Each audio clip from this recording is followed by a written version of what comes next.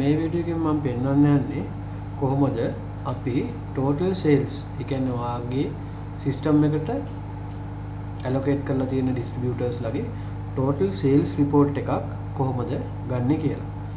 System එකට සාමාන්‍ය විදිහට log වුණාට පස්සේ මෙන්න මෙතන තියෙන මේ menu එකේ තියෙනවා side menu එකේ total sales කියලා menu item එකක්.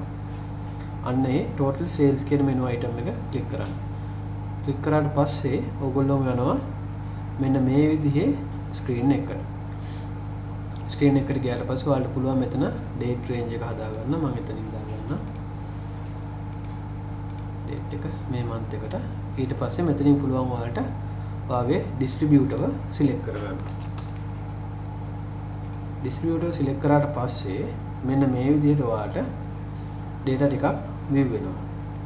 මෙතනින් පළවෙනියටම මෙන්න මෙතන මේ තියෙන radio buttons වලින් value wise කියන report එක තමයි ඔයගොල්ලන්ට select වෙලා තියෙන්නේ. එතකොට මේ තෝරපු date range එක ඇතුලේ ඔයාලට පුළුවන් එකින් එකට එක එක date එක කොහොමද sales value එකක් විදිහට තියෙන්නේ කියලා බලා ගන්න.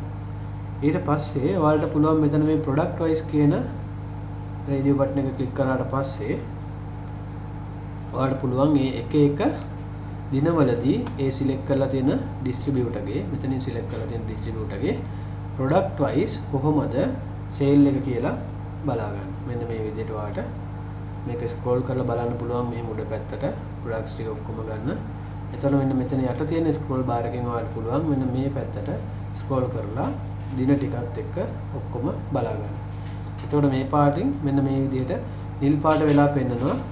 මොකක් හරි ඒ product එකෙන් ඒ දවසේ sale quantity එකක් තියෙනවා නම් මේ විදිහට නිල් පාට වෙලා තියෙනවා. නැත්නම් මේ විදිහේ කහ පාටකින් පෙන්නනවා. එතකොට ඔයාලට පුළුවන් එතනින් බලා ගන්න product wise කොහොමද sale එක ඒ distributor ගේ වෙලා තියෙන්නේ කියලා තෝරන ලද දින දෙක ඇතුළත. ඊළඟට මෙන්න මෙතන තියෙන bill count average කියන radio button එක දැම්මට පස්සේ ඔයාලට පුළුවන් මෙතනින් බලා ගන්න ඒ තෝරන ලද distributor ගේ මාස 3ක් ඇතුළත average daily bill count එක. ඒ කියන්නේ මෙතන බලන්න පුළුවන් මේ 11 වෙනි මාසේ මෙතන තියෙනවා දවස් 23ක් වැඩ කරලා තියෙනවා. එක දවසක average bill count එක 21යි. ඒ වගේ 12 වෙනි මාසෙදී දවස් 25ක් වැඩ කරලා තියෙනවා daily bill count එක 20යි.